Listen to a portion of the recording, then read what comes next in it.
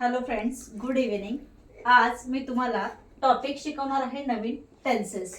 मुलांना समजत नाही, मुलांच्या कन्सेप्ट क्लिअर नसतात की नक्की कुठे काय वापरायचं आहे. त्याच्यामुळे खूप कन्फ्युजन असतं आणि हे कन्फ्युजन आज मी तुमचं सगळं ह्या चॅटद्वारे पूर्ण दूर करण्याचा प्रयत्न करणार आहे. लक्षपूर्वक आहे का? टेन्सेस 10वीच्या बोर्डात कमीत कमी 2-3 मार्काला टेन्सेस असतात. तर इथे टेन्स म्हणजे काय? टेन्स म्हणजे काळ. काळाचे आपण 3च प्रकार पाहिलेले आहेत. फर्स्ट प्रेझेंट, सेकंड पास्ट आणि फ्युचर. हे 3च प्रकार आपल्याला माहिती आहे. त्याच्यात पुढे आपल्याला करायचं आहे तर सर्वात पहिले येतो आपला सिंपल प्रेझेंट. सिंपल प्रेझेंट याचा अर्थ असा होतो की अगदी काही न करता साधं असं सेंटेन्स. त्याच्यामध्ये फक्त आपल्याला फॉर्म्युला वाईज जर आपण पाहिलं तर सिंपल प्रेझेंट टेन्स मध्ये वर्बला एस किंवा ईएस एवढं लावता येतं. फक्त एवढंच लावलं जात आहे. फक्त एस किंवा ईएस. ज्या टायमाला आपण आय लावतो आहे सेंटेन्स मध्ये, आय लावत असताना एस किंवा ईएस लावण्याची गरज नसते.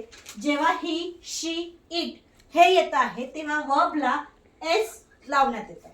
ओके, म्हणजे जर इथे सपोजली आपण सिंपल प्रेझेंट टेन्स मध्ये वर्बचा फर्स्ट म्हणजे बी फर्स्ट, वर्बचा फर्स्ट पार्ट एस किंवा ईएस आहे. सो एक्झाम्पल मध्ये आपण लिहू शकतो आय वर्ब. इथे ही वर्ब असं येणार नाही. ही, शी, इट मध्ये एस किंवा ईएस लावला जातो वर्बला. एवढं लक्षात ठेवा. सेकंड येतो present continuous tense. Present continuous tense मध्ये एम इज आय वापरलं जातं कारण सेंटेन्स जे आहे आपलं प्रेझेंट आहे. प्रेझेंट म्हणजे नाव, वर्तमान काळातलं सेंटेन्स असल्यामुळे एम इज आर लावून वर्बला आयएनजी लावावं लागतं. वर्बला आयएनजी लावणं म्हणजे काय? जर इथे सपोजली मी सेंटेन्स घेतलेला आहे I am working, okay, I am writing, I am eating, म्हणजे आय एम. तुम्हाला फक्त एवढं लक्षात ठेवायचं आहे, आयला एम लावला जातो, हिला एम लावू शकत नाही. He is, she is, it is आणि दे आणि वी ह्या दोन गोष्टींना आपल्याला आर लागणार आहे. ओके, नाव थर्ड वन येतो present perfect tense. Present perfect tense मध्ये हॅव, हॅज हे दोन लागून प्लस वर्बचा थर्ड पार्ट येत असतो. थर्ड पार्ट म्हणजे आय हॅव वर्क, त्याला ईडी लागलं.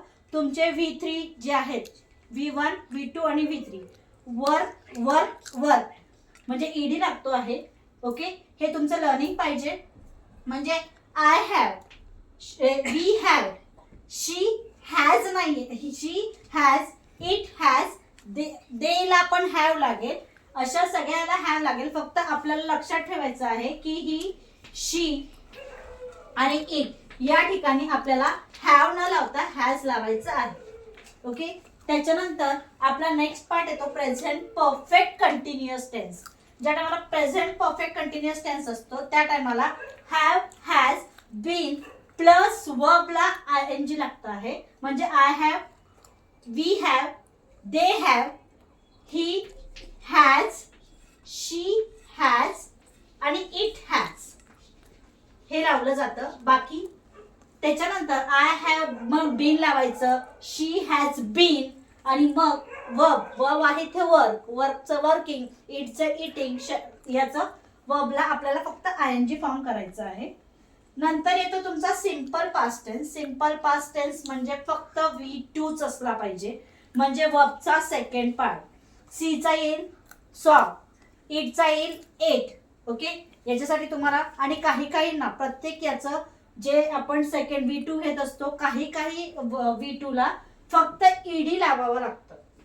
म्हणजे वर्कचं वर्क होईल.